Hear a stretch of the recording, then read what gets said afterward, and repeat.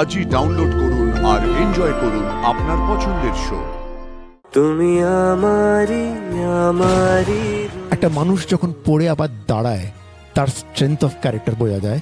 Today Ayush showed me his strength of character.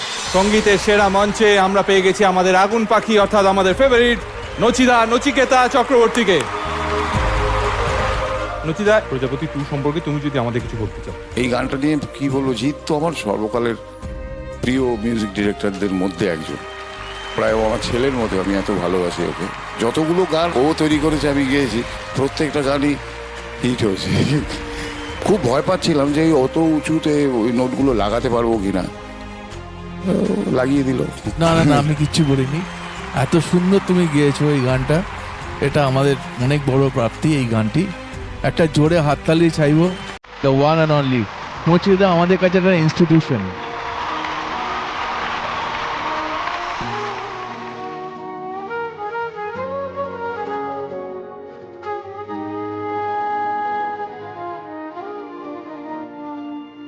ভেঙে দেখো আমায়, জুড়ে দেখো আমায়, তুমি আমারি আমারি রয়েছো।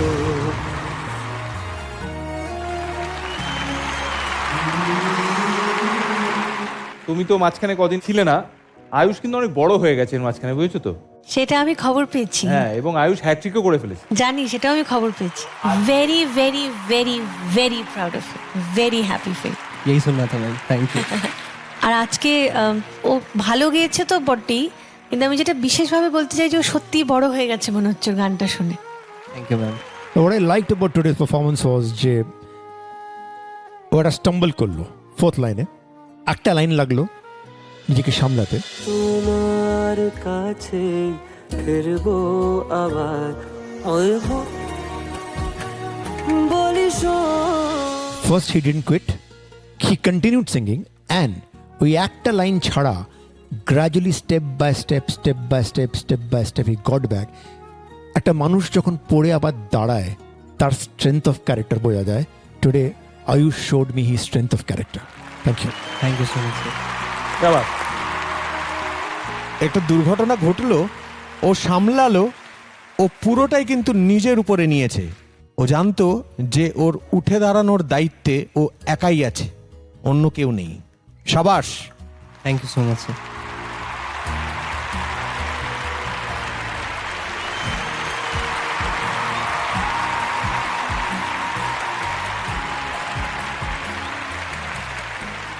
আয়ুষের গান নিয়ে আমার কিছু বলার নেই।